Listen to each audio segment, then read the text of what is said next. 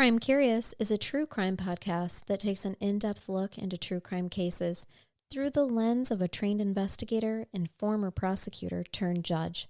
If you are sensitive to expletives, anatomical descriptions, and accurate descriptions of true crime scenes, this podcast may not be suitable for you.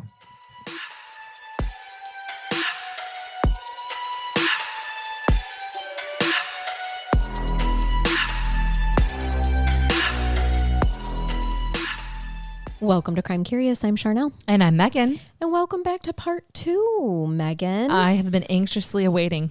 For exactly 2.5 minutes. Listen, you left me on a huge cliffhanger. I did. And I've got to know what's going to happen. If you haven't listened to part 1 of this, go back and listen. Oh, this is all going to suck for you. You have to go back. It will. Because my only recap that I'm going to tell you for those of you who maybe listened 4 days ago and whatnot, we have learned that Eldon Anson, the victim in this case, is not dead.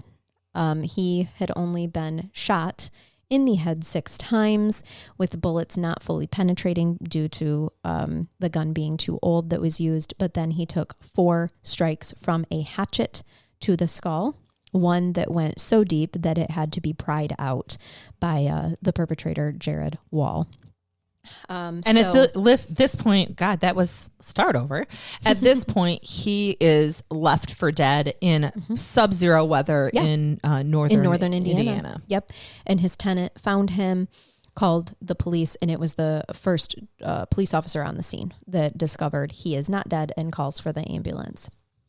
So the morning after this attack,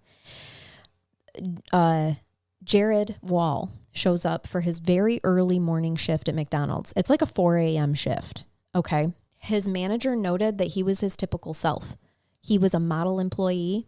As a matter of fact, later, he testifies for Jared Wall and says that he would take 100 employees like Jared. He probably was a great employee. He was. He was always on time. He was respectful to all of the guests, did his job. Ironically, Jared took the order of 2 state troopers that morning. Who were investigating his crime. His crime. He was extremely nervous until he realized they couldn't possibly know that it was him and they would never suspect him. And he's not wrong. Eric was not handling himself nearly as well as Jared. He knew. No, he didn't plan this. He did not. Yeah, if you remember from part 1, Eric didn't have anything to do physically with murdering or harming or attacking, anything like that, Eldon Anson. He witnessed it all and was scared shitless. Now, Eric knew what being an accomplice was. Okay, he had been in some juvenile trouble before. So he started to get very withdrawn. He was staying in his room, listening to music and reading a lot to pass the time. That weekend, because this happened on a Friday night, that weekend was hell for him. He hid in his room the whole time. Now, Johnny V's thoughts all weekend, remember Johnny Velasquez? Johnny V is a hardcore ghetto gangster rapper. I was quoting Bloodhound Gang, by the way. He is an imposer. He is such a poser. But he's getting some joy out of this that causes me much concern for him as a human. As it should. He was focused all weekend on how mad he was that he could not have been with his friends because he had to babysit his sisters. And he wishes that he could tell his buddy, Brandon, remember Brandon? L? Brandon L? Brando? Brandon Lisanikia? Yeah. He wanted to tell Brandon what they had been up to because maybe if Brandon knew what exciting things that they were up to and how badass they were, he'd be more interested in hanging out with them than that girlfriend of his that he was hanging out with all the time. Loose lips sink ships. And they do here. Going down like the Titanic without Kate Winslet. I find this ironic though, Megan. Don't you find it weird that the only reason that Eric was there that night is because he was jealous that Johnny V had been hanging out with Jared? And how all of this shit ends up coming out, and I'll get to it, but Johnny V is so jealous that his friend Brandon is hanging out with his girlfriend that he wants more attention from him. This is the lesson here, people. This is the lesson. Jared, but we'll get back to the weekend right now. Okay. Did you have something you wanted to say? No, I'm just saying I hear this more with teenage girls, right? And we've both been there where you're really good friends with somebody, but then they happen to have other friends too. And I was like that in school, and I still am. I flit about from different friend groups to different friend groups, and then somebody might get, jealous that I'm not hanging out with them anymore or whatever. I don't hear that as much with boys. No, but I think it's there. Why should we assume that girls are the only ones who do that? I think we're just more vocal about it. I agree. It does happen for boys too. Well, you're pointing it out very clearly in this case in like one of the most morbid ways possible that it could have manifested. You're welcome. Thank you. Thank you. And for all of you teenage boys listening out there, let your friends have other friends and you make other friends too. And it'll be okay. It will. So Jared went to church that Sunday. He taught Sunday school for the youngsters like he always did. Monday morning came, and you're going to love this little tidbit. Am I? The county prosecutor, John Branham. Yeah. Remember, his twin girls were really good friends with Eric Esch. Eric needed a ride to school that morning, and the girl's car was in the shop, and usually it would be his wife to take the kids to school. The prosecutor drove him to school, didn't he? Yes, he did. The prosecutor picked Eric Esch up that morning with his two twin daughters, because they were all friends, and drove them to school. Eric was not well. I would imagine not acting himself. The prosecutor, John Branham, had been working all weekend on this case because this literally is one of the worst attacks that he had faced as a county prosecutor. Yeah, and just so you guys know how this works, when something like this happens, especially in a small town, the police get a hold of the prosecutor immediately. I've been there. We are on call 24/7. There's no such thing as a break. This will piss you off. What? They're supposed to. They didn't? No. He read about it in the Sunday paper. Nope. And he called the sheriff's department and was like, why wasn't I informed? I'm right there with you, John. Yeah. That's how it's supposed to happen. Yes. Because realistically, there should be a whole bunch of search warrants and things happening at this point in time that we're supposed to be authorizing. Right. Well, at this point, they've got nothing. They have no idea who the hell would do this to this man. Oh, I'm not liking how the investigation started. They literally have nothing for him, which is why he wasn't contacted yet. But it still pissed him off. He's like, there is a whole strand of processes, right? I'm not like you were saying explaining. We have a God complex, but we want to know when things happen because there's a timeline in our brains as to how the case starts as soon as the crime is committed, guys. And we just have to go work backwards to get the info. For sure. The girls in the car did notice that he was quieter than usual. They asked him if he was okay. He's like, yep, I haven't been feeling good this morning, which wasn't a lie. He hadn't been feeling good all week. Now, of course, they want to talk to their dad about this attack, right? Oh, shit. And he's in the car. And he's in the car. But this is where he learns that Eldon Anson is in critical condition, but alive. So Eric tries to avoid, and in his mind, I mean, he's had a record before, right? So for him, he's like, okay, it's not murder. It's not murder. It's attempted murder. Eric tries to avoid Jared and Johnny all day in school, but of course they cross paths. Eric lets Jared know that Eldon's still alive, and Jared's like, oh, I know, I read it in the newspaper. And then he says that he needs to get into that hospital room. He's going to fucking off him. And put something in his IV because Eldon Anson knows who Jared Wall is, and he cannot have him coming to and reporting who is responsible for this. But also, he tells Johnny V that if Clay Carter says anything, I'm going to kill him. Because Clay Carter is really the one, he has nothing to do with this, truly. He was at church group, right? Yes, he was at church group with Jared and was telling Jared all about the rumors but he was making it sound like fact, like they knew this for a fact. And Clay's dad works as a dispatcher for the sheriff's department, so his word was taken as truth.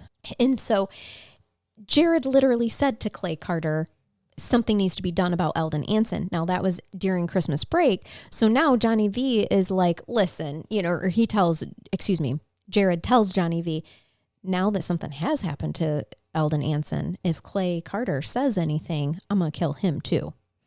I don't know that he did ever say, that he even recalled until later in the investigation that Jared had even said that to him. Here's the thing about Clay, though.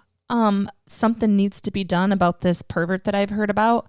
Why does that mean? But why does that mean Clay intended? Did Clay intend for him to die, or he's just they told the police and the police didn't do anything? Right. Clay did report to the police. I just don't think Clay's super culpable here. No, he's not, and he doesn't come up again. Good, I'm glad. I only mentioned it just because that is what Eric Esch heard Johnny V and Jared talking about in school that day, and Eric recalled thinking, boy, Johnny's not taking this seriously enough. If they trace this back, it's going to get back, though, to this conversation, perhaps. No, what he is thinking is, oh, my God, is Jared going to kill Clay Carter? Because I did just see him kill a man. Exactly. And Johnny V does not seem to be taking this seriously. Johnny was blowing that comment off, and it scared Eric because he's like, holy shit, he very well could kill Clay Carter. If he's going to try. kill, he obviously didn't do a very good job the first time. But. Right. All right. So I had told you that about their plan. He wanted to, this is something that is in court, gets disputed. Jared claims that he never said he would put something in the IV, but I will tell you, Eric ends up never lying about things. So I believe when Eric said Jared said this, that was factual. He said it. That was what he intended, but it really didn't matter because that Tuesday, 4 days after the attack, Eldon Anson succumbed to his injuries and he was gone. His ex-wife Phyllis hadn't left the hospital since she arrived and had heard of the attack, and his daughters were there as well.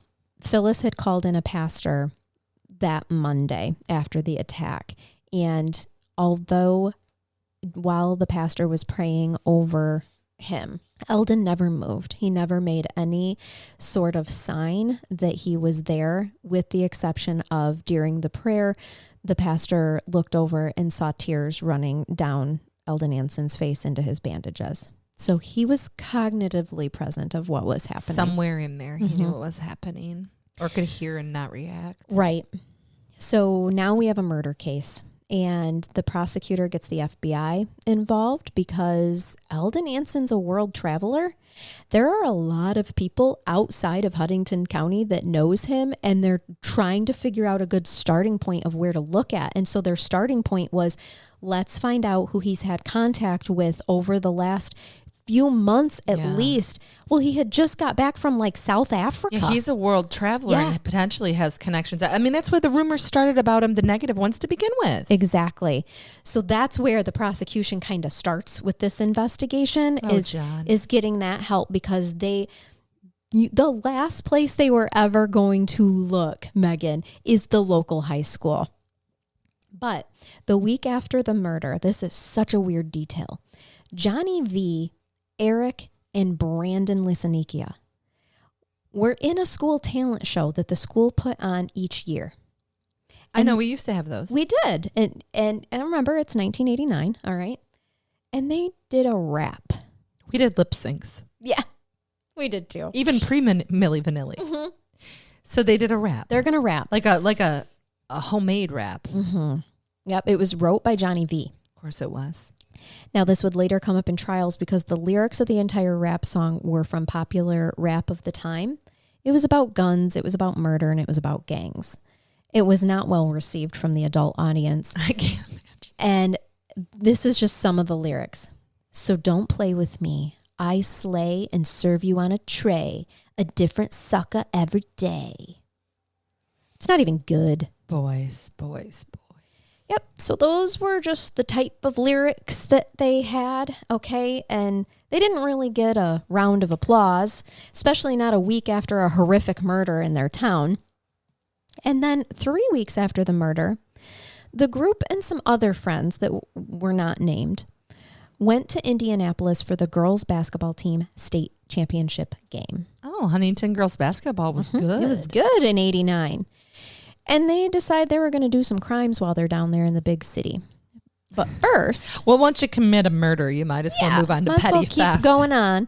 Well, first they break into a police officer in Huntington, just outside of the city of Huntington, Larry Kingray's home, and stole his 9mm automatic pistol. They knew it was a cop's home? They did not know it was a cop's home. Oh, yeah. They were only there. Because that would have been stupid to plan. Right. Well, they were only there because they had heard from a friend in school that particular house might have guns in it. Yeah, because it's a cop. Because right. Your friends suck, man. It worked out so well the first time. Oh, I hear this person has guns. Let's break in and steal one. Yeah, well, I'll advertise that fact too. Yeah, no kidding. There's guns. Good luck. Good luck. Yeah. Come and get them.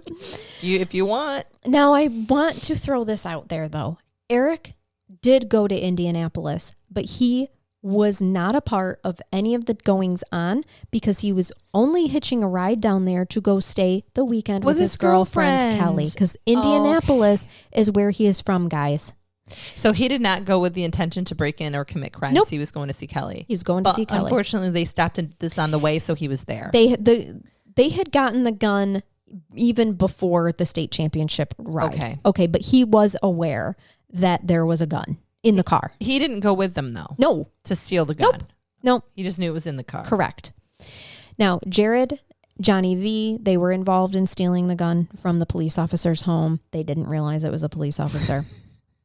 And then the fucking morons get onto the Indianapolis State Capitol lawn and just start shooting this gun at random passerbys. No. Yeah. Not a fan. Now you're a straight dick.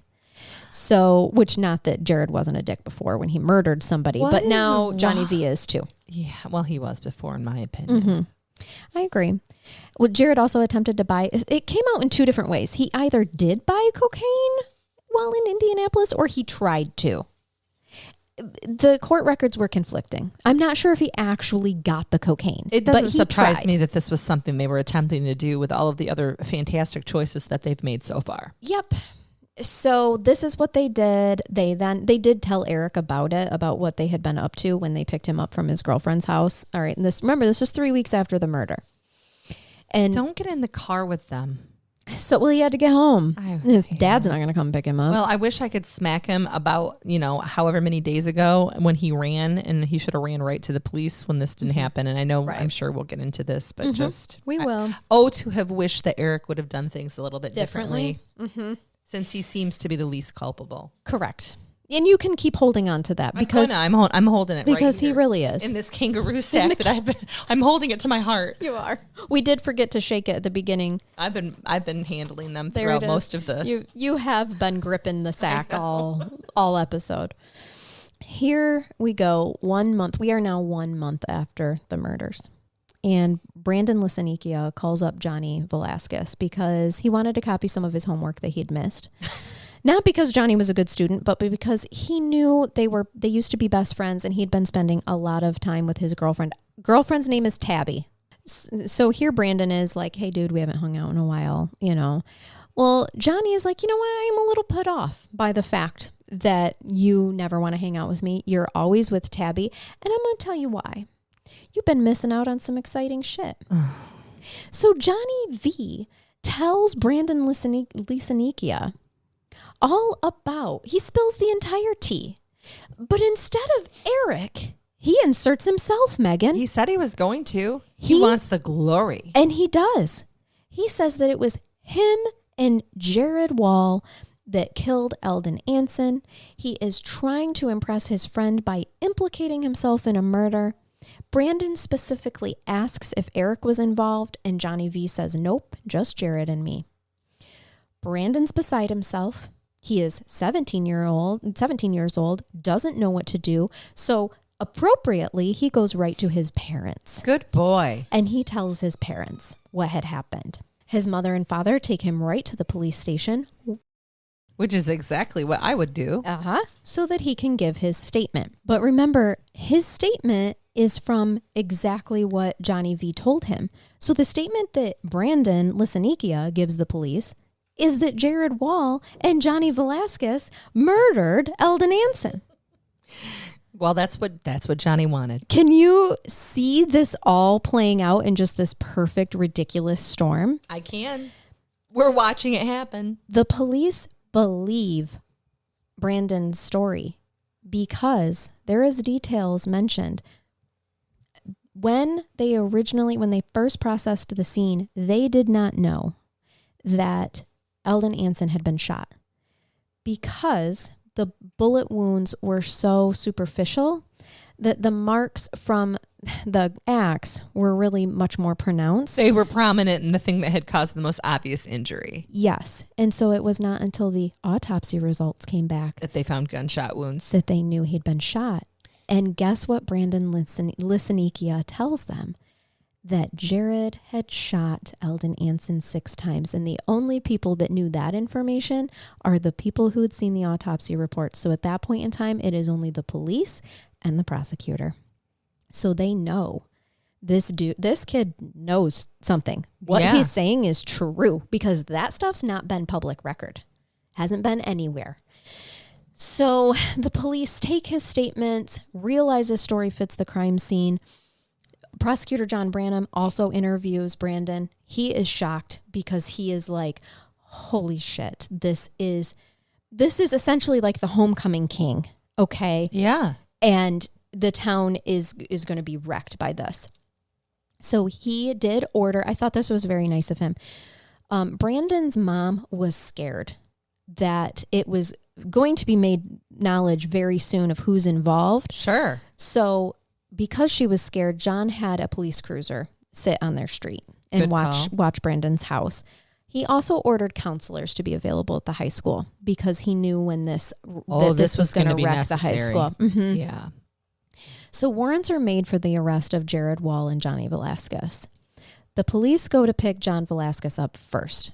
Now, John is not worried because, yes, he knew that he had told Brandon that he had helped kill Eldon, but he wasn't the one to pull the trigger or chop him up. So hell, and he knows he wasn't even there. So he's not worried about being questioned at all. And this kid got good grades. Yeah. Well, he not as good as Eric. There's some logic and common sense missing here. You may not know all of the compiled laws of your state, but come on.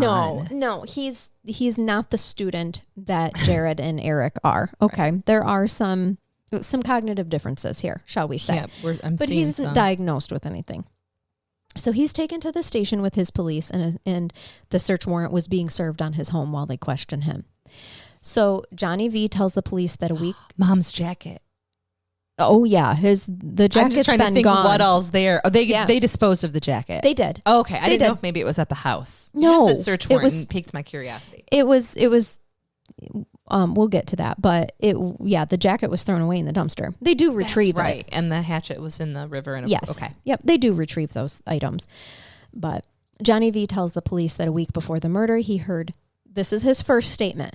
He tells them that a week before the murder, he heard Jared Wall and Eric Esch devising a plan to break into Eldon Anson's home and steal guns. And if he was home, they were just going to drop him right there. You little dick. For sure. Remember, the only reason, if you remember this from episode 1, the only reason that Eric Esch was involved in this is because Johnny V told him, I can't go. I was supposed to go with Jared tonight to steal guns. Yep. To steal guns from Eldon Anson's home. I can't go. Go in my place. You're steal my proxy. The guns. Mm-hmm. It was never, ever the plan to murder him. Not Eric's. No. Eric was never told that was a part of the plan. And he certainly was never devising this plan with Jared Wall. They weren't friends. Correct. Johnny V is the link. Johnny V is the link between Jared and Eric Esch. Yes. So now Johnny V is clearly not the badass that he was acting to be to Brandon. And he also thinks he can lie to the police and tell them that, he had heard them plotting this murder. But then Johnny also told the police that this talk did not bother him because he thought that they were just talking. All kids talk about going out and offing someone because the police were like, I'm sorry, you overheard this conversation and it didn't bother you. And he's like, oh yeah, everyone talks like that. No, everyone does not talk like that. So lie number 1, like they already know he's lying. Johnny Velasquez tells the police that Friday night, Eric and Jared left his house for about an hour and then came back. And when he asked them what they'd been up to, Eric told them nothing, don't worry about it. And it wasn't until the following Monday at school that he had learned what happened. Lies. Mm-hmm. He said that Jared had asked him to get a clipping from the newspaper about the Eldon Anson attack. And so he said he did. Johnny V's like, so I did. And after school, when I gave it to him, that's when he told me what they had done. Also a lie. Jared told them that he didn't get any guns because there weren't any guns in the house. That tracked. Yeah, because Eldon Anson was innocent. Yeah, that part was true. So who cares if he had a gun in his house anyway? Right. This is conservative America, for Christ's sakes. Who didn't have a gun in their house? It's shocking that he didn't. That's actually what I was thinking too. I can't believe that he didn't even have one. A shotgun. Mm-hmm. Especially living in the country. Yeah. Like, you never know when you're going to have to shoot an animal off your porch right? It's not about the people. I was thinking the wildlife, right? Exactly. So this is his first statement to the police. They knew that some of the things tracked, but they also knew that there was a lot of lying going on to shape his own narrative. So they know now, though, that they need to pick up Eric Esch too. They say, Johnny, why did you hold on to this information for so long? And he said, I'm a shitty person. Right. He's like, Eric was in a lot of trouble before, so I was trying to keep him out of trouble, and I just tried not to think about it. They're like brothers. I tried to pray for them too. Gag me. Exactly. Sorry, that was not planned. It wasn't. That's really funny. You made the exact gag noise that I was feeling. Keep in mind, so Johnny V's mom is a part of this interrogation, this questioning. Yes. His dad was away at work, but was on his way. And so she's listening to all of this. They know that they have him lying. Where it starts to unravel is that Johnny V, this is how they know he's lying. They start questioning him about the Indianapolis trip. Now, remember, he is very culpable and in trouble for the Indianapolis trip. Where he gets his facts confused is that he says, yes, that Eldon Anson was shot.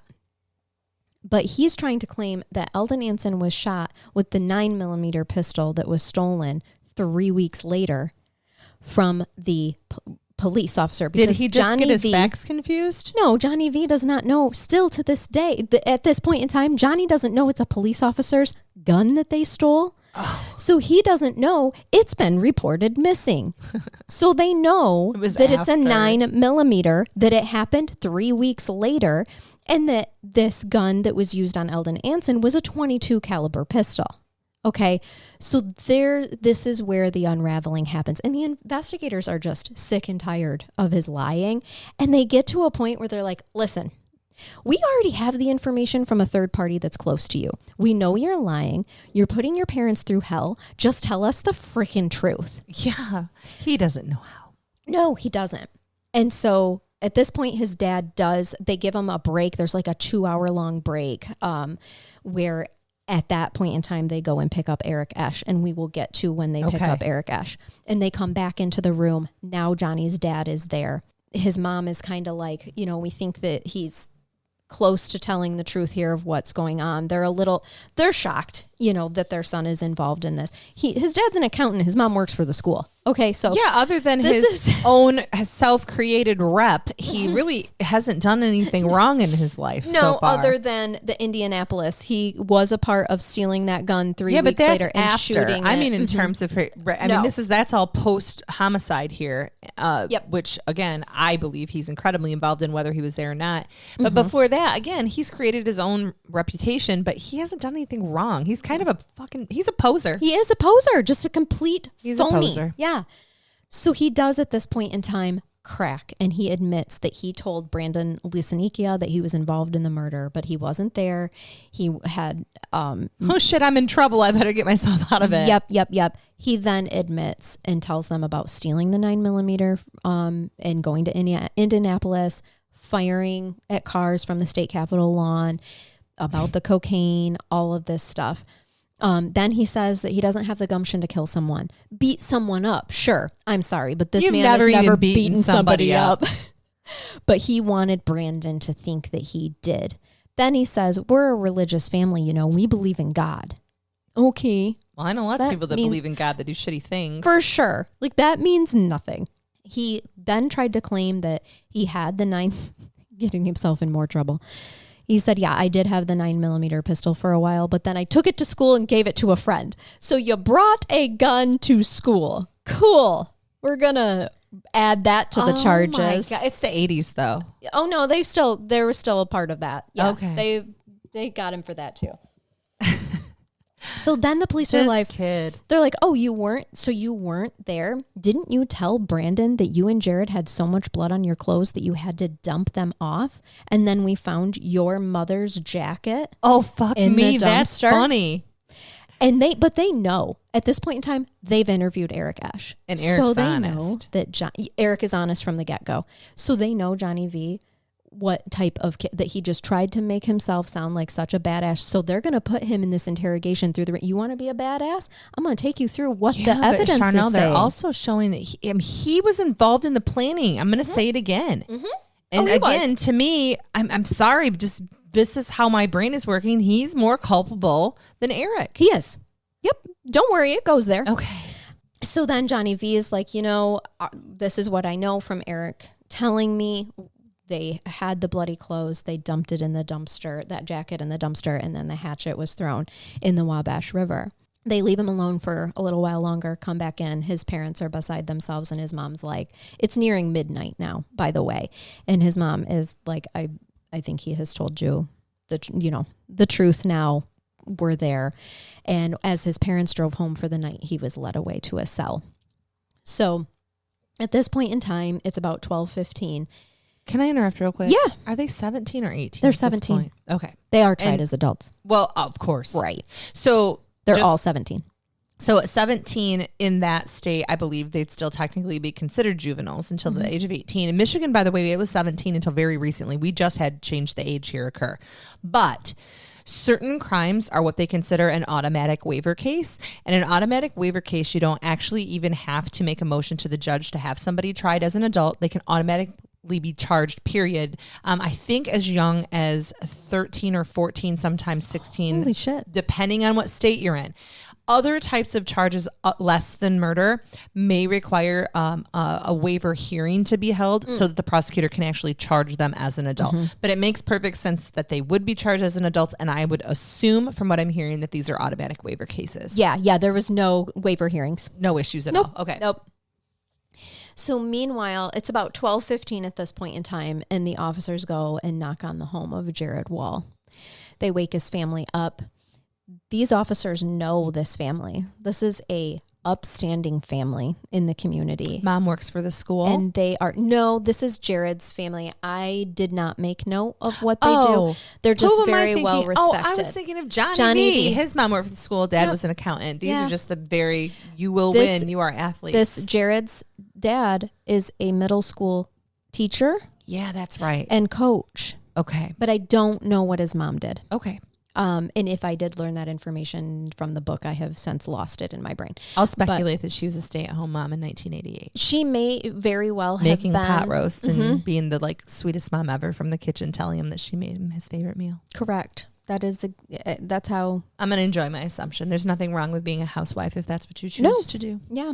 And so there they are. The police officers. This is hard for the police officers. They're apologizing to them, not only for the late hour, but it did take all day to get the warrants. The other thing is they didn't want to make a spectacle in the town about this. They didn't want to arrest these boys in school. There's already enough rumors going around. They did not want to convolute the court case even more by showing up guns a-blazing. They didn't even have their lights on. I think that's smart anyway, just because you create a safety risk when you have an arrest like this. Yes. And to have done it at the school would have just put many children at risk. But better to do it in their own homes. I commend them for that decision. I'm just going to say, the way that Huntington, both the judge, the prosecutor, and the police officers handled this was extremely forward in thought for their time. It was extremely sensitive with not just their own agenda at the forefront of their mind or just things like, well, it's the law, so we can do it. Right. They took everything into consideration. Honestly, they came at it from a very social work atmosphere, I feel like. And for 1989, that's a big thing because judges haven't even become social workery, to use the quotes around that, until the past 10 years. Yes, 5 to 10 years. So I was very happy with how gingerly they handled the humans in this case. And that's part of the reason why it's 12:15. It did take a while to get the warrants anyway, but they went silently in the night out of respect for Jared Wall's family, not for respect of Jared Wall. They know what he's done. You guys, I'm going to throw a term out here that if anybody wants to look up, they can. But there's such a thing called trauma-informed prosecution and trauma-informed judicial decisions. Mm-hmm. And these are where you're making decisions. You're still transparent. Don't get me wrong. I uphold the Constitution. I swore to do that. I'm going to be transparent in making decisions.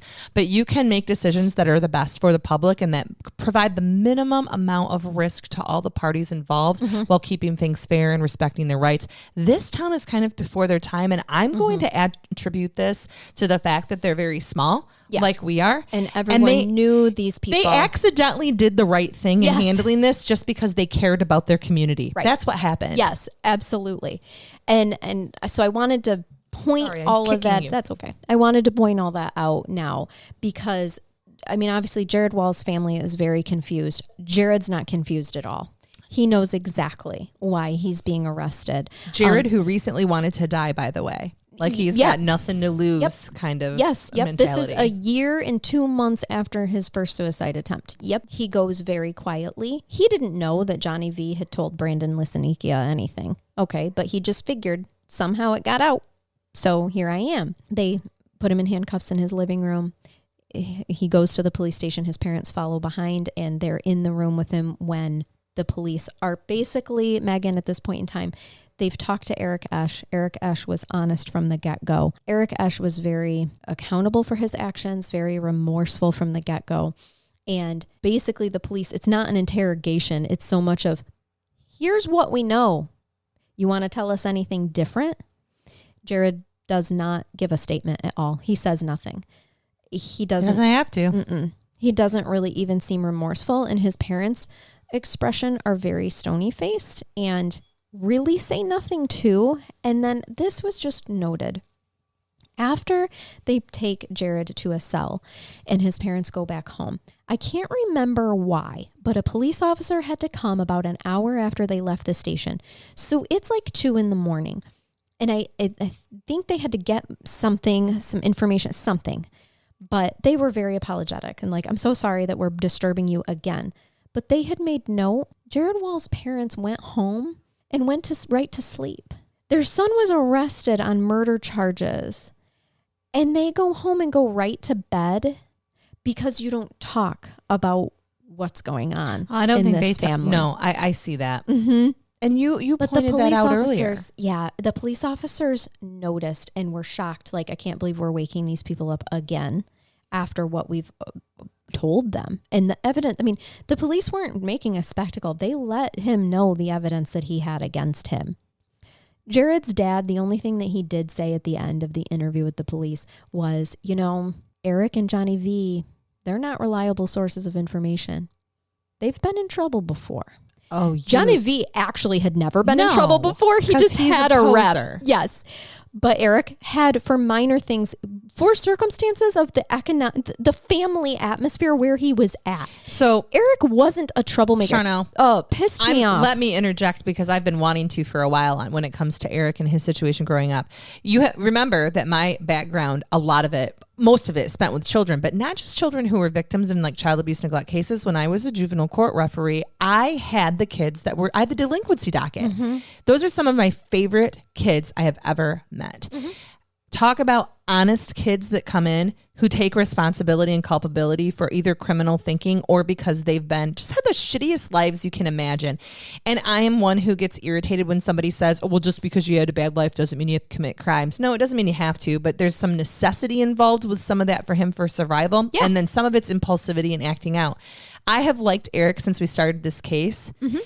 So many things could have happened different, but this kid's path, like it's like karma led him to this shitty spot, and he just got dealt a really bad hand. I like this kid. I think that in terms of humanity and decency, he's the best defendant.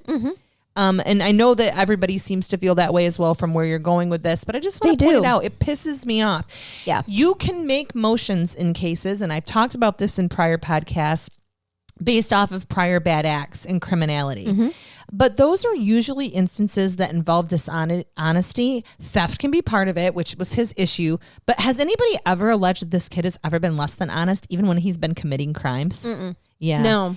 I think that you would have a hard time portraying this kid as a liar in any way, shape, or form. Well, that's where it comes out.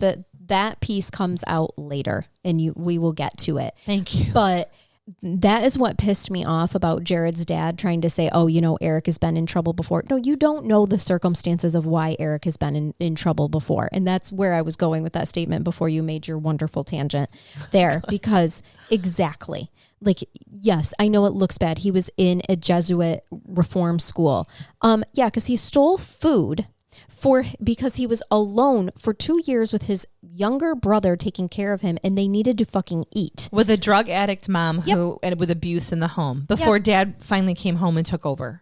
And moved him to a better place. So, and then we had the burglary from the 2 concert tickets that another friend was involved in.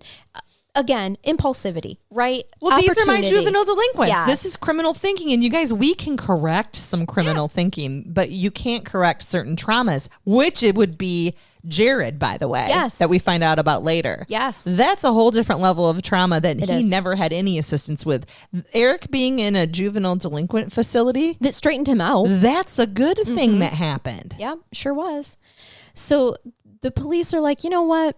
Regardless of whatever statement that is made about these boys not being reliable sources. Sorry, man, we've got too much against Jared and he's not going home. And this is where Jared never did speak a word in that interview. The police officers did note how cool and reserved his parents were. Like they always bring their kid into the police station to be charged with murder. They don't. Nope. But it was a weird observation for them. They weren't expecting that. Shock and flat affect can throw most people off, but like you said, I just don't think you're allowed to show emotion in that home. Most definitely not. When the police knock on Eric Esch's door, he knew the jig was up and that his life was over. He was almost relieved. In the interrogation room, his father was there with detectives. He told the truth right from the beginning, the whole truth. All the pieces come together, and they discover the motive for the murder.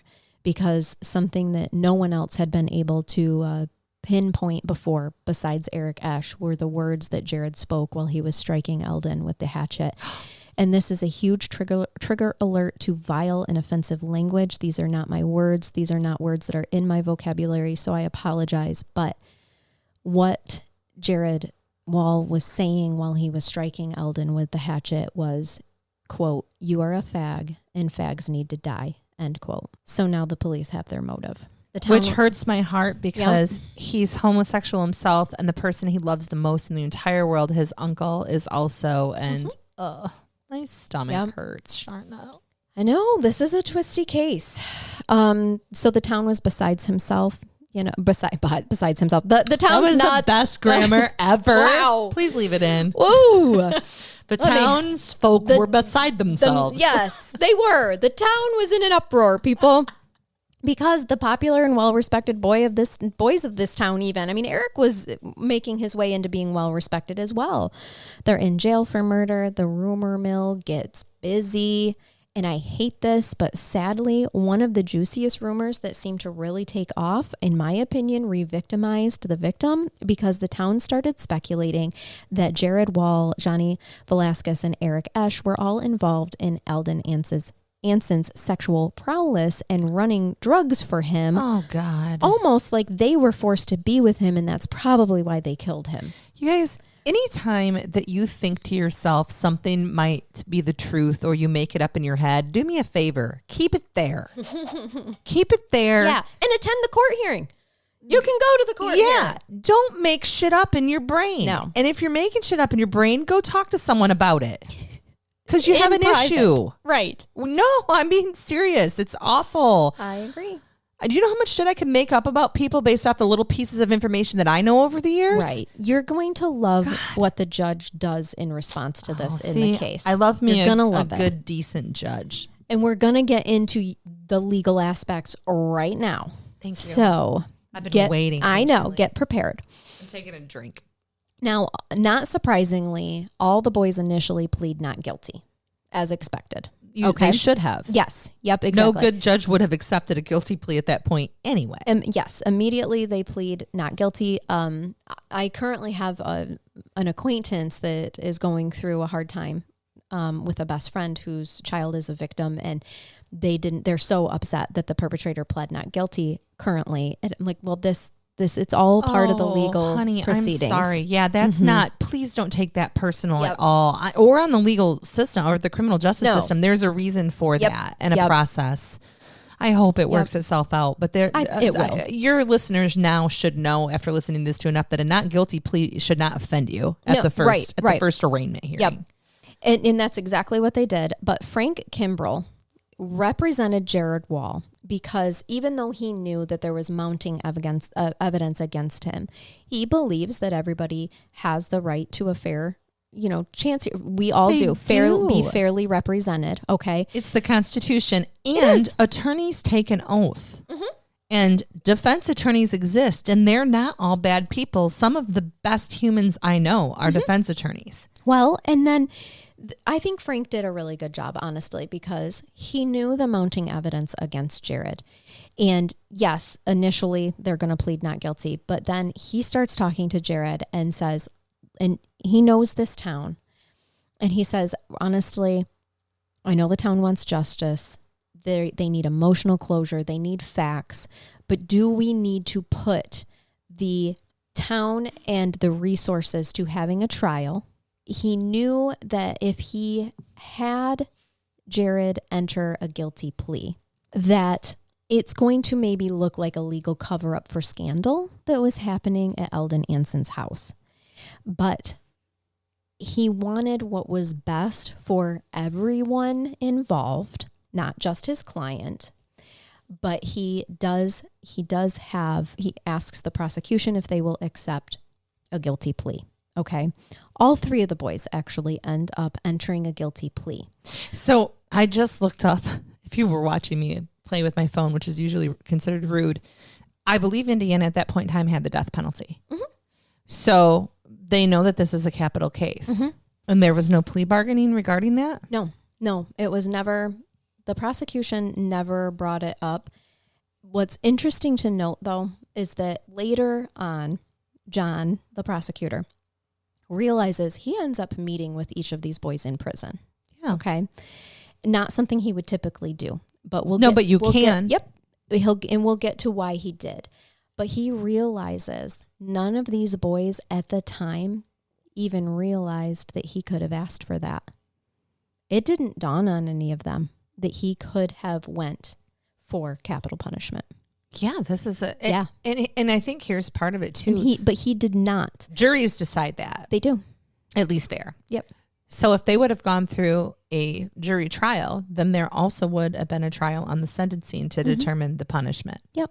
But he knew, Frank Kimbrell, Jared's attorney, knew that him entering a guilty plea with the evidence, obviously he did this, it would still give the town the emotional closure because they're still going to call witnesses at both the plea hearing, right, and then also at the sentencing hearing, right? So the town is going to get their information and is going to get their closure. But you're right. This was the safest way so that we're not sentencing 17-year-olds to death.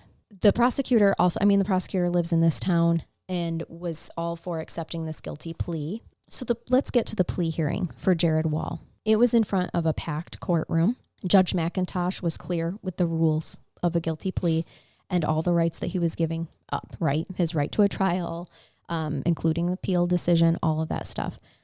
The judge makes sure that he understands that at the sentencing hearing, his maximum punishment in Indiana law at the time for murder is 40 years with 20 additional years for aggravated circumstances. So should the court decide those aggravated circumstances exist, Jared is facing 60 years in prison. Jared confirms that he understands. Also, his maximum fine was like $10,000 minimum fine, court costs. Yeah, okay. Yeah. Yep. We tack that shit on. Right. It's allegedly to cover all of our costs. Yeah. Allegedly. Right. Sorry. Go ahead. I lost what I was going to say, but it'll come back. Jared pleads guilty, but mentally ill. Which pleading guilty but mentally ill does not negate the fact that he is guilty and admitting to the crime. Guilty, but I need to know, I'm as a judge, you guys, if I take this plea, I need to know the basis for the mentally ill part. So the mentally ill piece was put in place to be taken into account during the sentencing phase of this. Basically, Frank Kimbrell, Jared's attorney, is asking the judge to take this into consideration when sentencing and when considering how the sentence will be served and what resources should be provided while he is serving his time. So did the prosecutor accept that? The prosecutor did accept that. That's why it happened then, because I would need more than that. He made it clear that he will accept that because of the fact that it is not taking away his accountability for his guilt. It is simply being accepted so that they can talk about what services he needs while incarcerated. Agreed. And just so that everybody knows, that does not mean insane or less than culpable. It means you have a mental illness. So you're still responsible. You are still criminally responsible and competent, by the way. Very important. Which they did do all of the psychological examinations to determine that, of course. Otherwise, your reverse of guilty but mentally ill is not guilty by reason of insanity, which is not criminally competent and or criminally responsible. And they had all those tests done on him prior to entering the guilty plea. Okay. His lawyer did make sure that that was not a part of this before advising him to plead guilty. Yep. Now, Eric Esch's first day in court happened. I'll get to the sentencing hearings. I'm just doing the pleading hearings first. Girl, do you know I even have a Supreme Court case here on my phone waiting until we get to the end of this? So I can't wait. Yes. So Eric Esch's first day in court happened 4 days after Jared's plea of guilty hearing. Okay. Eric's charges were for burglary and assisting a criminal because they had no evidence to suggest that he had murdered Eldon Anson at all. Or because he hadn't. No intent. And no intent. No motive. Correct. Judge McIntosh told Eric that with his guilty plea, he is looking at a Class B felony for the burglary, which can come with a sentence of 10 years and an additional 10 years if the court finds aggravating circumstances, with a -4 years for mitigating circumstances. Then the judge tells him that he's looking at a max of 20 years and a minimum of 6 years for the burglary charge. He also had his max fine of $10,000 or minimum fine of court costs. Then he is told that his assisting a criminal is a Class C felony in Indiana, and it's normally 5 years, but could be as much as 8 for aggravating circumstances, or as little as 2, depending on what the judge decides at the sentencing hearing. Do any of those say whether they're consecutive or concurrent sentences? He asked Eric if he understood what consecutive and what concurrent meant in his own words, because they told him at the sentencing hearing, they can decide whether or not it will be consecutive or concurrently. And at this point in time, he said he would plan on those 2 sentences running concurrently. That means at the same time, y'all. Mm-hmm. So what he's facing is a maximum of 20 years, Eric Esch. With everything included. With everything. Mm-hmm. And so he's taking him through that. Do you understand? This is what you are looking at. And he signs it that he does. So let's get to the sentencing hearings. Okay, I'm waiting with bated breath. I know. Jared Wall and Johnny V sat together, chained to one another during Eric's sentencing. Well, that's nice for Johnny because he was worried he wasn't spending enough time with his friends. True. It was Brandon he wanted to spend more time with. Brandon's not in prison. Oh, shit, that's right. Mm-hmm. No, Brandon's a good guy. Right. He's the one that told everybody. So they're sitting there and they're going to learn Eric's fate before they're going to learn their own. Witnesses were called during the sentencing hearing so that all the facts and information in the case can be made without the trial and that the judge can make a fair and appropriate sentence. Eric's attorney did call his Aunt Charlene to the stand to discuss how his mother had abandoned him and his little brother, the circumstances of what his life was like, how he went to reform school, all of that stuff, guys, that I had told you in part 1 about Eric. This is where it comes out. Should. Mm-hmm. And it did. Lots of people testified on Eric's behalf. People wrote letters to the judge asking him to basically go easier on him for the sentence because he was a good kid. He took accountability for his actions. He never tried to lie his way out of this. And he testified for himself on the record as well, with a lot of remorse. He said that he wanted Eldon Anson's family, who is in the courtroom, to know how sorry he was and how he hoped that they could forgive him one day. One of Eldon Anson's daughters spoke up and said, "You are forgiven," right there in the hearing. See, now you're making me choked up. Oh yeah, that it's hard part when got victims do that. But again, it speaks as to his culpability. I think that you can put yourself in his position, can't you? Yes. Would I have done something differently? Yes. I would have told afterwards to run away, but we don't know how fucking scared he was. We also don't have the trauma of what he went through as a child through his parents' divorce and living with a drug addicted mother and abusive boyfriends that she brought home all the time. And you would just, I don't know, thankfully, what that's like. Do we know do we know the daughters of the victims? Do we know their names?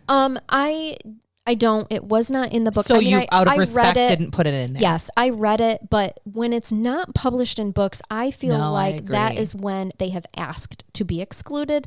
So yes, they did visit Eric Esch in jail. His daughters visited him and got to know him. If you guys are out there still, I love you guys. Yeah. And I don't know that I'm as good of a person as either of you. They did not blame Eric for what happened to their father, and they made clear that the judge knew that. Yeah, I want to hug them both. So, son of a bitch, Charnell. I know. Look what you're doing to my eyeballs. Made us cry a lot lately. I know. Now, this is the part that you're going to love about what Judge McIntosh did. Okay. In terms of making sure that the town knew just exactly how wrong they had been about Eldon Anson.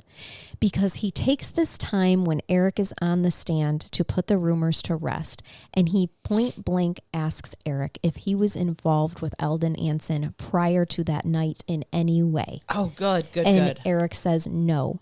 He says, was Eldon Anson dealing you drugs? No. Was he making sexual advances to you or to your friends from which you are aware prior to this? No. So he was letting the town know that Eldon Anson's name should be cleared. He is not guilty of, there were no drugs found in his home, no weapons found in his home. No evidence of trafficking or criminal sexual conduct. Correct. So I was very happy that the judge made sure that came out. He's the old man from Home Alone. The guy that lives next door to Kevin McAllister that everybody thinks murdered his family. Mm-hmm. That's so because true. He's quiet and withdrawn and he travels a lot. Yep. Now, Judge McIntosh did point out that how long Eric had kept the murder a secret. Yeah. And that he knew burglaring was wrong and illegal. And, they did go into his home after murdering him, right? I mean, yes, they did have people testify to how terrified Eric was, why he went along with Jared going into the home and whatnot out of fear. They even had psychologists testify to these things as well. When it came time for the sentence, the judge made it clear that Eric had not attempted to stop the brutal murder while he was witnessing it. He ran away twice. He to the car. That's where I'm at, and I'm kind of like, I don't know that I'm stepping in with a madman with a hatchet either. I really don't, Megan. That's a bad situation to be in. I think if you're dealing with adults, that's a perfectly appropriate thing for a judge to consider. And I guess, argue for who appears to be a very nice and competent judge that you should still take that into consideration. But I really wish he would have taken up also, and since we know this kid doesn't lie, he's been very honest to begin with, that he's tried to leave twice to the point that he's so traumatized that he went back to the same car he knew he couldn't drive on 2 different occasions. Forgot that he couldn't drive it. Yeah. It says something to me. Yep. He also pointed out that he was involved in getting rid of the murder weapons. He was. Yep. And that he also, even though he wasn't involved in what had happened in Indianapolis, he knew about it and had kept that a secret. So to him, that was, I think that you're going to continue to offend if you're not put in prison. Okay, so can I just throw out there that a lot of juveniles who've been involved in the criminal justice system since they were young, like he has been, do have the whole snitches get stitches mentality. Of course. And while I think that's exactly where Eric's at. 100% completely wrong for not reporting this. This is how he grew up. So doesn't justify it at all, you guys. Not at all. But and he watched Jared brutally murder a man you think that he hadn't seen before. Right. And do you think that he's not scared that he could do the same exact thing just to him? He threatened to kill somebody. Clay. Yeah, if he ran his sock. He threatened to kill Clay. So the sentence that was handed down to Eric Esch was that he was sentenced to 20 years for burglary and 8 years for assisting a criminal to run concurrently. So 20. And he was sentenced to serve 20 years in prison, and the court recommended a minimum security facility. Well, I agree with the facility recommendation, but I don't like the sentence, Charnell. I know you don't. Just sit here with me. Stay patient, my friend. Johnny V and Jared Wall knew that if they were giving Eric the harshest sentence possible, they too would be given the max sentence. The town was stunned. Those that were in the court that day and heard the facts of the case did not agree that Eric should serve 20 years given the circumstances. But the judge is sending the small town a message. Okay. Jared Wall's sentencing hearing was packed wall to wall in that courtroom. No pun intended. Right. Just like with Eric, there were many people who testified on Jared's behalf. His pastor even wrote a letter directly to the judge pleading for Jared and the judge's mercy for him because of what the Bible says. This pissed Jared's attorney off because apparently there was something to do with the timing of when it came in and admitting it. I don't know. The judge didn't happen, or I'm sorry, the pastor didn't happen to be 10 years older than him, did he? No, it's funny that you say that though, because later when Jared does finally disclose, that's when we learn that it did happen in the church, that it was somebody that was sorry, was pastor, whoever you are. Yeah. I didn't mean to make an implication. Jared's attorney called Jared's father to the stand so that basically they could get it on record, the pressure the family to succeed that the family have. Everything that we've already talked about with Jared, that all came out in this, all right? Jared testified that he went to the home with a hatchet to break the gun case, but that it would really, and the judge gets him to admit, did you really need a hatchet to get into a gun case, or would a crowbar have sufficed? And he's like, yeah, I mean, a crowbar probably could have done it. It's like, yeah, exactly. You armed yourself with a hatchet and with a gun. You had premeditation. You didn't have the weapons to break into the damn safe. No, you had the weapons to kill someone. Mm-hmm. Well, I've never heard of using a gun to open a gun safe. Nope. Now, I can see where if you line it up perfectly with the lock, this mechanically could work. But wouldn't you worry about some rebound there? I would think. I mean, I don't shoot metal a lot. No, but there was zero reason for him to have this gun. I can't. The gun, by the way, was stolen from Jared's dad. It was Jared's dad's gun. I think if you didn't say that, I guess I speculated. Yeah, it was hidden in a drawer, and he found it. His dad did not know it was taken. I'm sure. Until after the fact. I believe that too. Mm-hmm. Judge McIntosh handed down the sentencing, outlining the premeditation that it took, and that he planned to kill him all along. The judge also read a letter that Jared had written to his classmates. And the entire letter is in the book. It's compelling, and I do think you should read it. Jared wrote a letter to his classmates? To his entire class. Not to the victim or the victim's family? Nope, to his class. And I apologize because, the book is referenced in our show notes, of course, but it is called Fear No Evil by Thomas Henry Jones. Should I read it? Would I enjoy this? It's a quick read. It's a really quick read. Is it an airline? Is it like a good flight read? Yeah, you can download it. Yes. Yep. I listened to it on audio or on Audible, excuse me. All right. So he reads this letter, and it explained what he was going through in his personal life with his uncle and his family, with his mental health, and why he felt such hate when he was killing Eldon Anson. He encouraged all of his classmates to reach out and talk to people and not keep stuff hidden inside. He does not disclose the sexual abuse at this point in time. Not reaching out, and he's keeping things hidden inside. Yes. Yep. But with his letter of warning. Mm-hmm. Yes. So, and at this point in time, the judge doesn't even know about the sexual abuse. Okay. Nope. When the sentence is being handed down. Judge McIntosh sentenced Jared Wall to 40 years with the aggravated circumstances, adding 20. So he gets 60 years for murder. They're maxing every single one of these kids out, aren't they? Sure do. That afternoon, Johnny V had his sentencing hearing. And of course, there were character witnesses that testified to what a great guy he is. He even had a breakdancing buddy testify about how he liked the movie Colors. And now, Your Honor, I shall break into an interpretive breakdance. To why you should hand down the slightest sentence possible to my breakdancing friend. I wish in my soul I felt more remorse for Johnny V, but I don't. Oh, the judge didn't either. He didn't question a single person that was testifying on Johnny V's behalf. He did not question anything until Johnny V got to the stand, and he asked him, his very first question is, where'd you get the lyrics for the rap song that you composed a week after this murder? Oh, Judge. He says, I like you. I know. He says, I heard them in movies and on MTV and all the rap songs that I've been listening to. Those weren't any of my words. He admits to copying them, trying to claim that he didn't come up with any of that. It's all copywritten material that he just, plagiarized. Poser.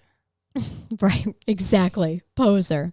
So then the next question is, why'd you take credit for the murder? Not once, but twice. Because he tried to twice. He tells the story of street cred. Mm-hmm. He tells the story of his friend, Brandon, spending too much time with his girl, and that maybe if he knew they were up to exciting things, he'd want to spend more time with him. Dude, Brandon was up to exciting things too. It's for the sure. V, and the only trouble it gets you into is called parenthood, right. And we are all there. Right. It's not so bad. Oh, no. I mean, unless you're raising Johnny as your child. Yeah. Fuck.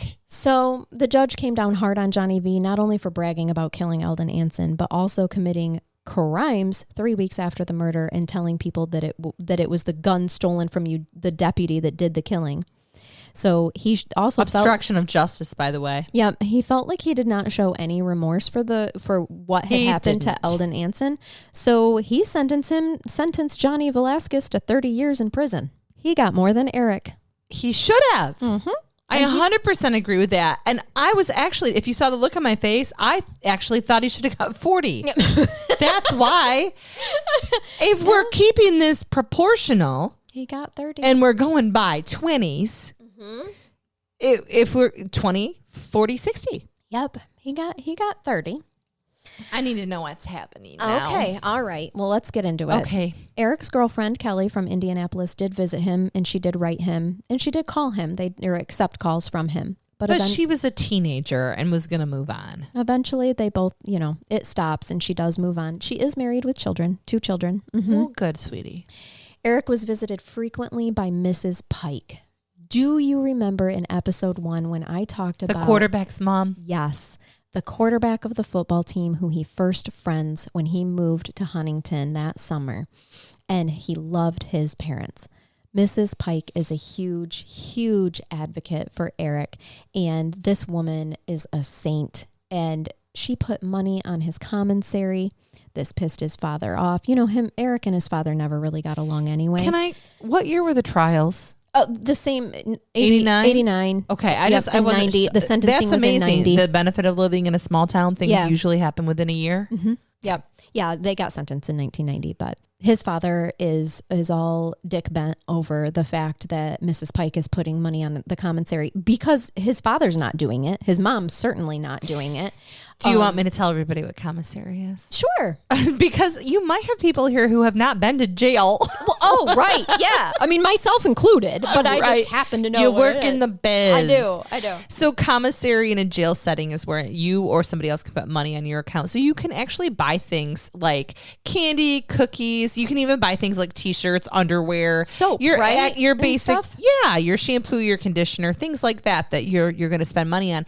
If you have no one to put any money on for commissary, you're left to whatever the government, the taxpayers are willing to provide for the very minimal level of your basic needs. Mm-hmm. And people often use this to you used to be able up when smoking was still allowed in prisons, which has stopped now, every state that I'm aware of. But you'd buy cigs, right? Yeah. And cigs were money. Yeah, they were a commodity. Oh, big time. Yeah. So, but that's what commissary is, just so y'all know. Yep. So this story just absolutely broke my heart.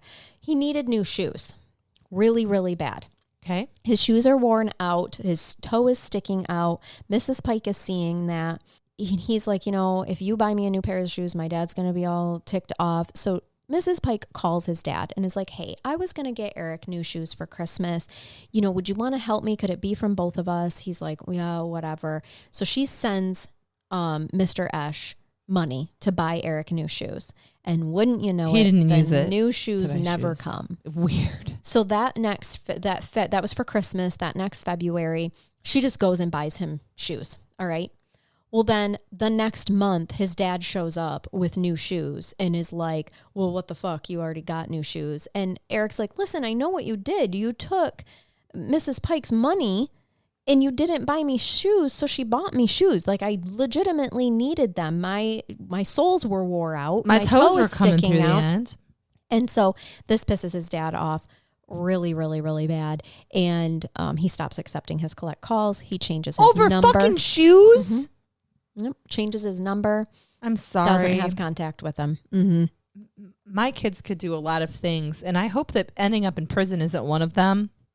Agreed. But I too feel the same way. But could you see it's yourself, unconditional. no matter what they did, could you see yourself not talking to them again? I mean, I would apologize my entire life to the victims. Yep. If my children did something like this, but I could never just abandon my children either. That's where the unconditional love piece is supposed to come in. Well, Megan. He didn't have any to begin with. No. I still wish I could have adopted this kid in 1989 when I was 12.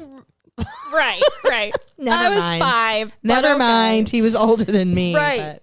Still is, just so you know. He's still older than you. Well, yes.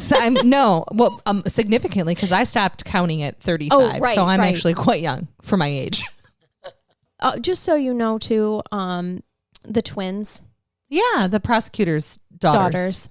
They continue to visit Eric and remain friends with him. No shit. Mm-hmm. Now, the prosecutor you indicated goes to visits all of them in prison as well. We're getting to it just a second. Yes, thank you. So the prison, for whatever reason, puts him and Johnny V in the same cell, even though both of their orders say that they're not allowed to have contact with each other. Eric tried to tell them this, and no one wanted to listen. So he's like, whatever. No. Indiana Department of Corrections is like, we don't have fucking time for this. Johnny V finally gets his wish, and he joins a prison gang. Good job, Johnny. I'm so proud of you. But because he's rooming with Eric, he then starts this rumor about Eric. I can't remember the exact circumstances, but it's something like Eric was the one that killed the guy and got him put in there, narked on him. Eric, yeah, Johnny V. Remember, this was Johnny V of why they're here, because he told Brandon, and Brandon was a good kid and told. Why? Mm-hmm. So Eric gets the shit beat out of him, but Eric refuses to join either one of the gangs. Johnny did that because he wanted them to beat the shit out of him, so that then Eric would have to join with Johnny's gang. Johnny wanted Eric in his gang. And so he thought if he could get them to beat the shit out of him, that he would think he needs protection, and he'd join Johnny's gang. Well, he wasn't going to do it. He stayed as far away as he could. He's still a good kid who does dumb shit. He finished high school in prison. Good. Okay. He is reading all the time. He is smart. And he is eventually moved to a different facility. Thank God. Now, John Brenham, the prosecutor, had always been very uncomfortable with the sentence of Eric Esch.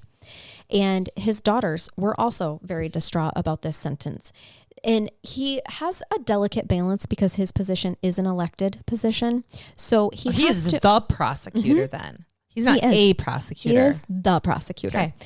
And so he struggled with doing what he felt was legally right and what his town would feel like he's doing. Okay. But 3 years after he was sentenced, Mrs. Pike and Eric's attorney come to him and say, we want to file a petition to have his sentence reduced. And so Mr. Brenham's like, yeah, this is very common. People do this all the time. I usually, 99% of the time, I just let them go by on my desk and I have nothing more to say. I just let the court sort it out. But he decides to go and visit Eric himself. First time he's ever done it. First time that he's ever went and visited someone that he had a hand, that he prosecuted. He's sent to prison. Mm-hmm. He goes and he has this visit with Eric, and he is extremely impressed, not only by Eric still taking accountability for his actions, but he was talking very maturely he was telling him about his family life from his perspective, what life was like before his parents' divorce, after, how he could recognize early on that his mother wasn't fit to be a mother, so he took care of his little brother, how he still recognizes that she's not fit. I'll give you a quick story. He ran into a guy in prison who knows his parents.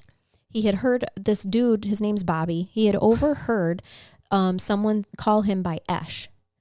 And so he's like, that's a weird last name, so he's saying, hey, are your parents so-and-so? And Eric's like, yeah. And he's like, oh my gosh, I hung out with your parents. I know your parents. When his mom and his little brother come to visit, Eric mentions this to his mother. Well, she immediately, I mean, I don't know if you're familiar, but in visiting in a low security prison, they're just sitting at tables in a big room. I am familiar. Yeah. Yes, you are. But they're sitting at a table, with other prisoners. This Bobby happened to be spotted by Eric's mom. And she runs up and hugs him, and she spends the whole visit when she's supposed to be visiting her son, visiting with fucking Bobby instead. So this is where, and Eric is telling the prosecutor, John, this and saying, she wasn't fit to be a mom. And this is where I was done with her. She's not fit to be a mom to the other siblings I have either. Yes, exactly. And also he's pointing out the poor choices in men that she continues to make, how some of them have went to prison for beating her, but she continues to struggle with addiction and she continues to make those choices. And so he's very mature, but at the same token, he's not letting any of that ruin him. He still plans to attend college while in prison and still keep his life on track, even though he has to serve this 20-year sentence. And he said, I love my mother. She gave birth to me, but she is a disappointment in her constant poor decision-making. She's not fit to be a mom. After this meeting with Brennan, and they had a lot of words, it was a long meeting. He is very impressed, but he wants to talk to Judge McIntosh, who he knew Judge McIntosh respected his opinions. He wanted to talk to the judge before the petition is filed. So he does. And then in January 1992, Eric was told to pack because he's going to the Huntington County Jail. So Eric's like, okay, great. My petition hearing. We're going to hear what the judge has to say about my petition hearing. And so they have this hearing. It's a lot of legal jargon.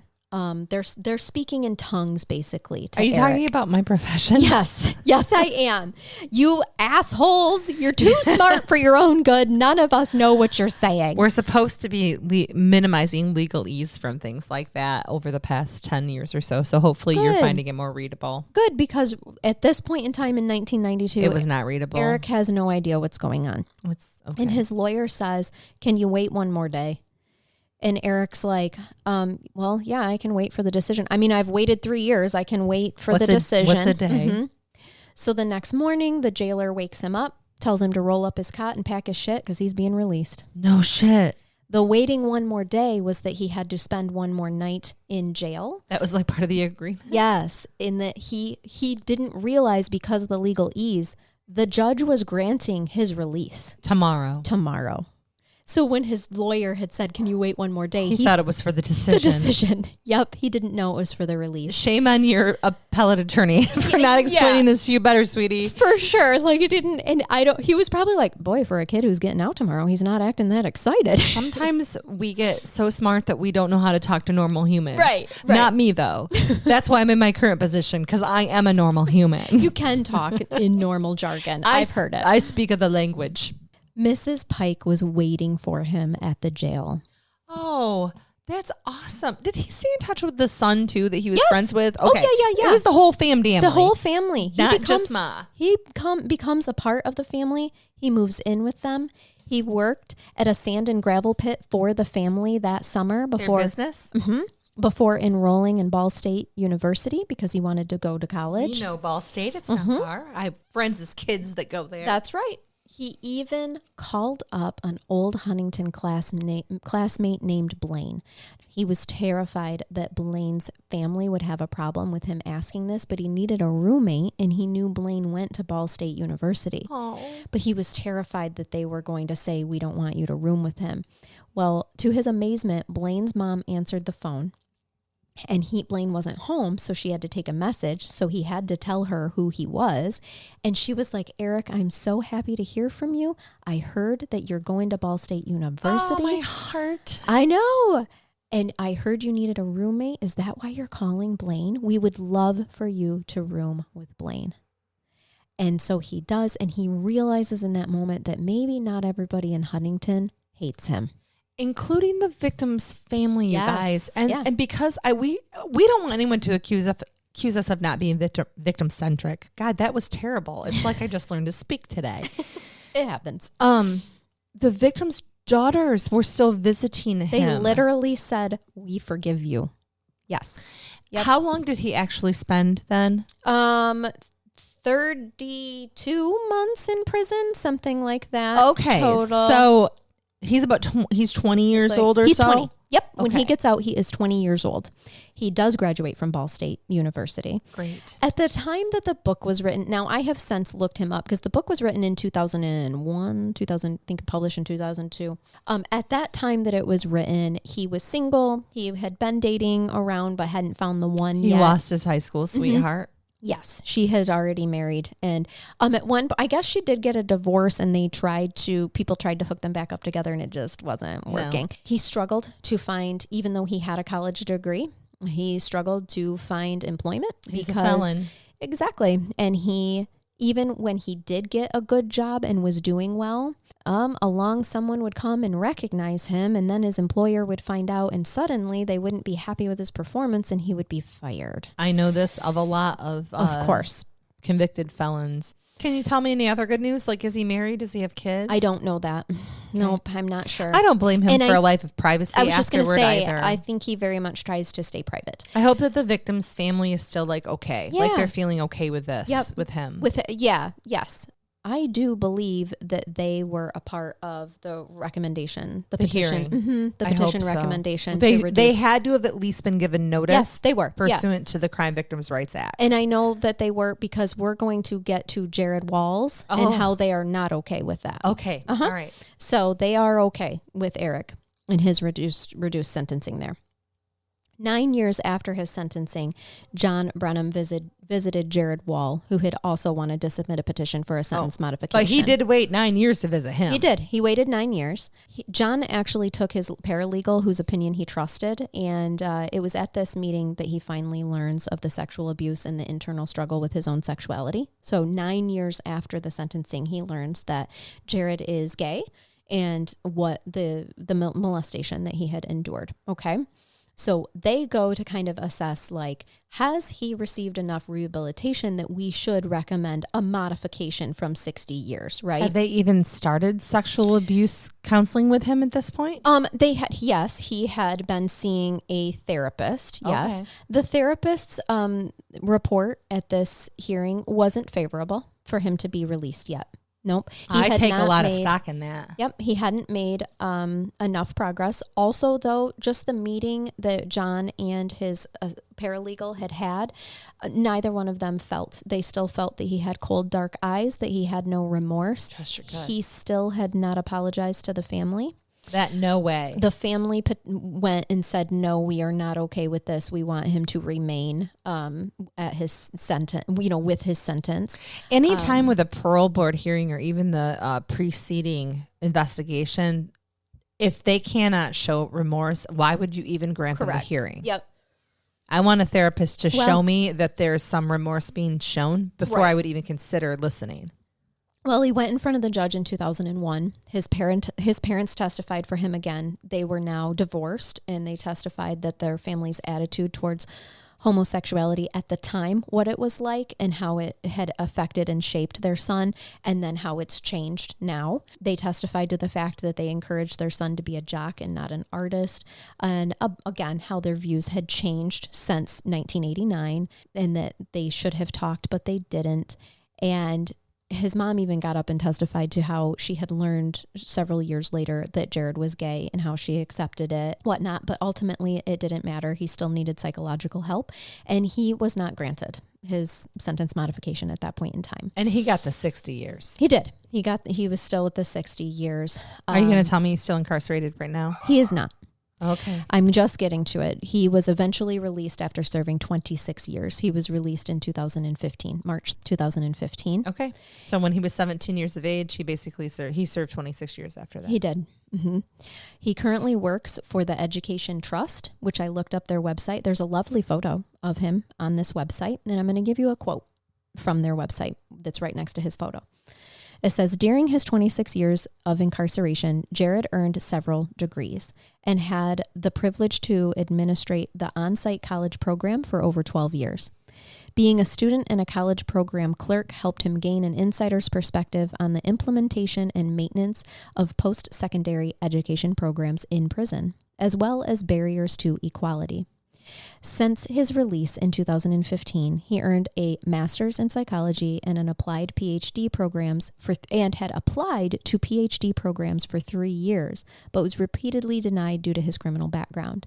Now he is a PhD student at Tulane University in the interdisciplinary city culture community department with a concentration in sociology, where he is studying post-incarceration syndrome, nosology, which is the history of psychiatric diagnoses, and community-engaged scholarship. To implement quality, equitable college prison programs, Jared emphasizes the need to including the voices of both formerly and currently incarcerated individuals. So he is working for a program that is basically trying to help prison structures and education in prison. So Tulane's down in NOLA. Is that where he is right now? This was 2015, so he's probably graduated. Gotcha. So he's finished with his PhD program. Yep. And currently working for the Education Trust. As hard as it may be to swallow, I actually don't think that is an inappropriate sentence for him to have served. Mm-hmm. There's been a lot of modifications in terms of what we do with juveniles. Right.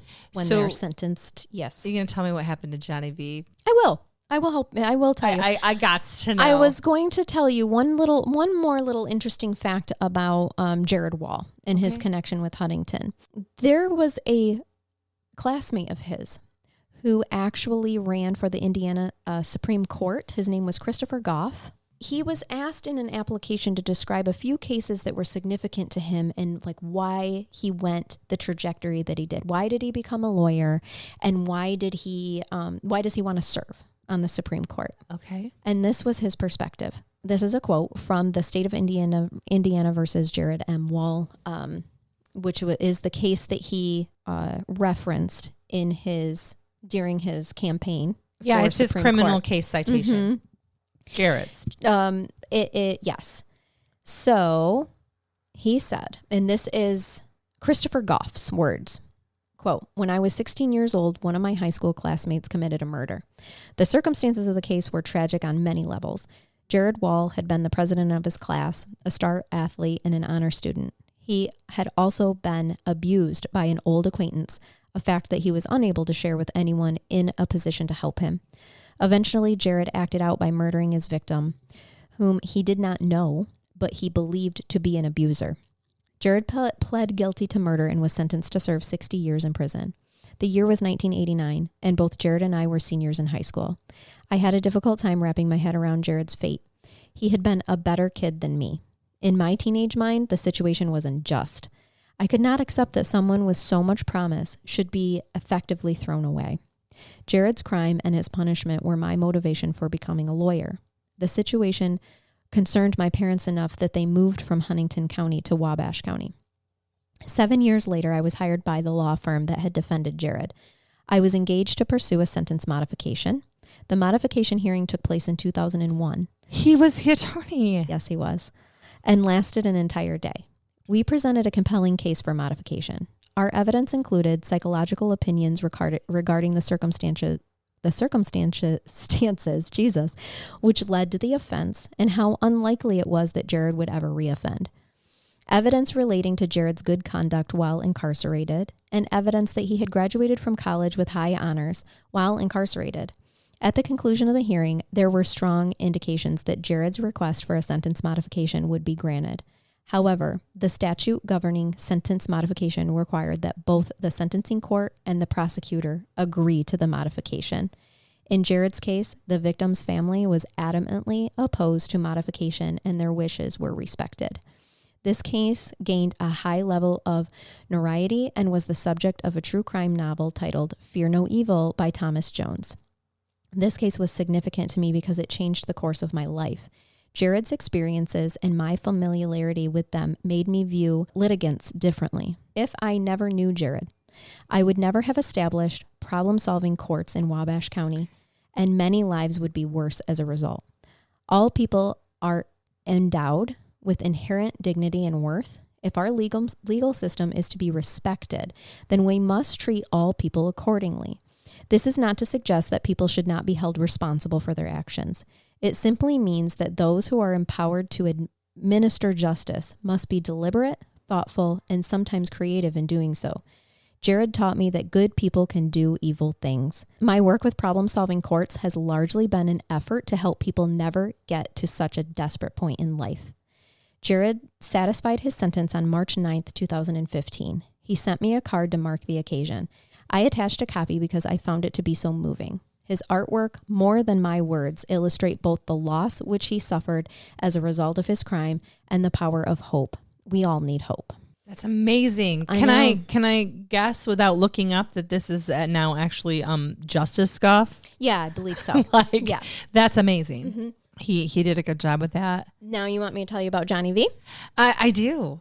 I need to hear about my favorite here. Quotes, Johnny V's air quotes. Father spent a lot of money on trying to have his son sentenced reduced, like almost immediately after it was given. You appeal for violation of sentencing guidelines and all kinds of shit right away. And Branham did visit him too. I mean, he had, at this point, when John Branham visited Johnny V, he had already visited Eric, and Eric was already released.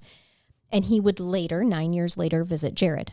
But the prosecutor did not give a recommendation for sentence modification for Johnny V until 6 years after he was sentenced, because he knew Johnny's involvement in prison early on. Your behavior in prison affects how people react. Yep.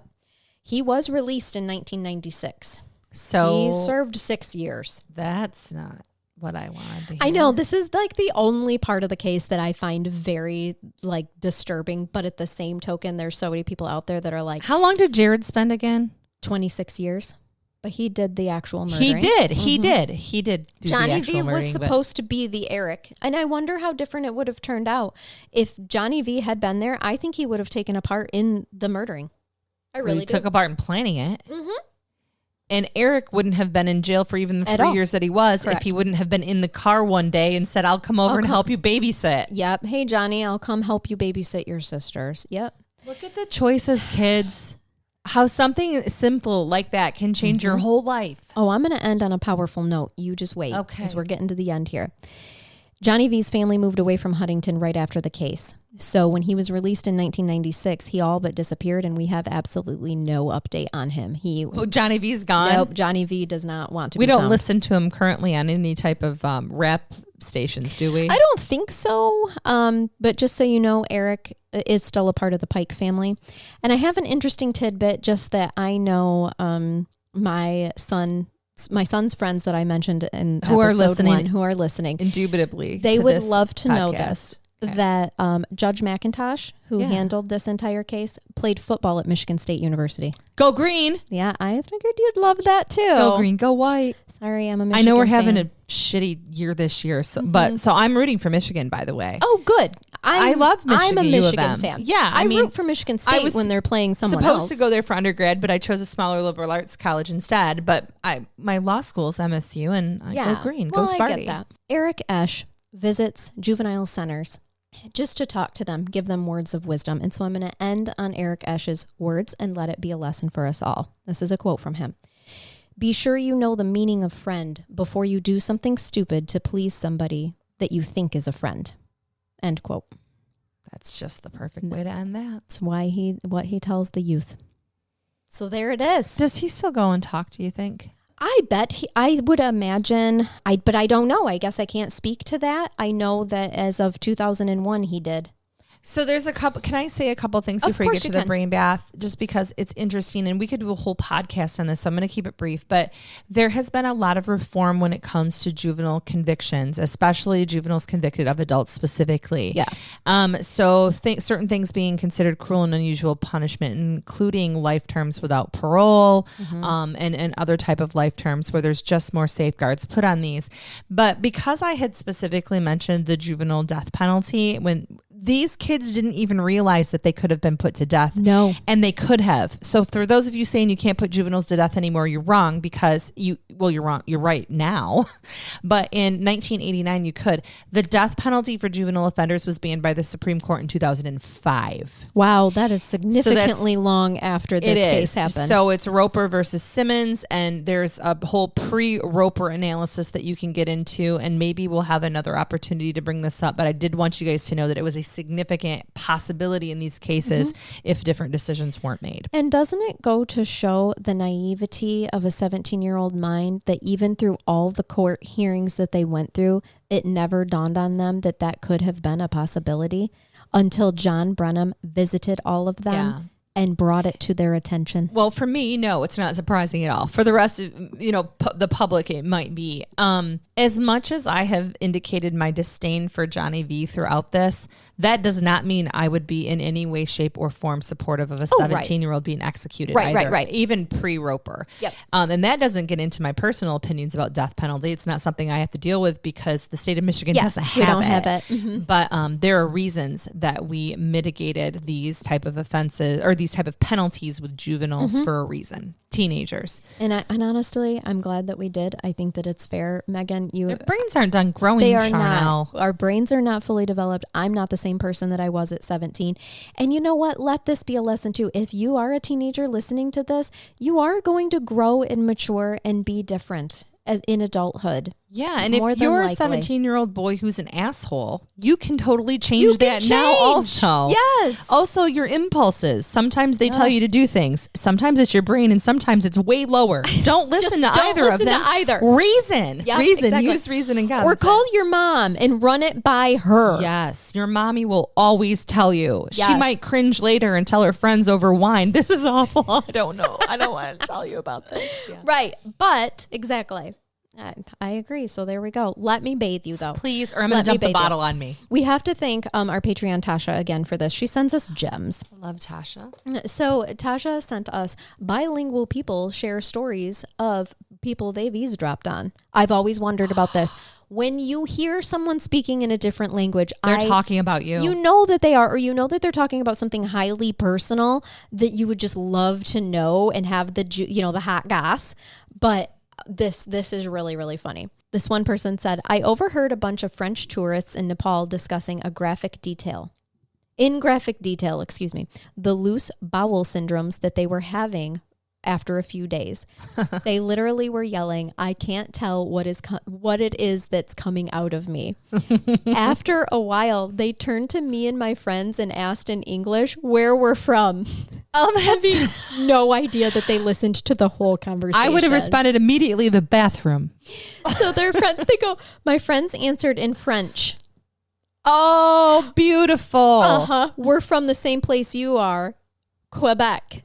Their look of embarrassment was just delectable. The awkwardness was palpable, more so than their loose bowels. I love that they took the opportunity to reply in French. Oh, yeah, for sure. Just so you know. For sure. We speak French. Yeah, I'm not conversational in some languages, but there are certain ones that I actually can understand and have more than once been like, oh, really? I know. Yeah. If I could respond back to you appropriately in your language, I would. I would. This one is funny too. One of my Israeli women friends told me that when she was pregnant riding a subway in New York, she asked in English to squeeze in on a bench seat next to two women. One of the two women said to the other in Hebrew, let the cow sit down. After she sat down, my friend then said in Hebrew, the cow says thanks. Good for you, girl. How fucking rude. I would have just mooed. Oh, right. So then they really know that you heard them. That's right. So this next one says, I'm Pakistani, but I look white Arab. I have very pale skin, light colored eyes, etc. Most other brown people, those who speak Hindu, whatnot, assume that I don't understand. I was in a mobile shop looking for a charger. I heard one of the brown guys working say in Punjabi. Okay. Indian. Yeah. Just charge her 10 euros extra. She won't know. I told him quite calmly in Punjabi that I'd like it for 10 euros off. Thank you. Oh, good for her. What? Good for you, sister. That is horrible. Listen, it's no different than us being taken advantage of at the car dealership when they're working on our car. Oh, they think because we're women, they're like, yeah, we got to change your blinker fluid. Right. For sure. You're right. This next one says, about 10 years ago, I was on a night train going from Rome to Naples. I want to do whatever that is. Nepal. Not Rome to Naples makes more sense. Rome to Naples. Rome Sorry. to Nepal's a hell of a trip. I scrolled too fast and my eyes were not processing. These night train, Charnell. I know. These 2 criminals were discussing robbing me while I was sitting in the same cabin with them. I told them that I spoke Italian and that if they wanted to rob me, I wasn't going to make it easy for them. They actually apologized, told me that they thought I was German, and moved on down the car. Cool, to rob somebody else. Like, oh, we're sorry that you can speak the same language that we are. Sprechen Sie Deutsch. Yeah. If you speak German, listen to these guys. What dicks? That's funny. You know, anybody who's talking that kind of smack hopefully won't actually follow through. No, I think that they're too stupid. But that's where I'm going to leave you. I think I'm going to save some other ones for another time because we're at like an hour and 45 minute episode. Yeah, we here, are. It's a long second, but I appreciate some the brain of death. My 2-parters could be 3-parters, and we always make them 2-part. I know. This one probably could have, but in terms of factual information, you gave it all. There was just a lot of reaction. I hope your listeners like it. What a hell of a! I'm going to be honest with you right now. Our listeners, this is your podcast too now. Sorry, it is. This is probably my favorite case that I've heard you present right now, just because, and there have been fantastic cases, but to me, I really enjoyed this. I knew you would. And everything that went with it. Yes. Thank you. Thank you so much, Allie, for this suggestion. And I gobbled up the resources that she sent me immediately. Now you understand why I couldn't put the book down. I do. And why. And I just think for us, it just hits home so closely because we have we have seniors right now, both of us in high school. Boys. My only boy. Yes, with lovely friends. You know, lovely kids, lovely friends. And so just the fact that this can get out of control because you just never really know what's going on in someone's life is terrifying and a lesson for us all. So thank you all so much for hanging out with us for the last, several hours. You've got 3.5 almost or so 3, hours. At least 3, yeah. Yeah. So thanks so much. Feel free to follow us on social media. Send case suggestions to actually, if you get on our website, crimecuriouspodcast.com, you can email us right from there. That comes right to us with case suggestions or on our socials. Interact with us. We love it. And if you want to join our Patreon so that you get early access to episodes, you get your 2-parter episodes right away in sequence to each other. You don't have to wait for them. And a ton of bonus episodes each month. Click on the link that's in the show notes, guys, or go to patreon.com/crimecurious and we're there. All right. Until next time, everyone, keep it curious. Take care. Bye-bye. Bye-bye.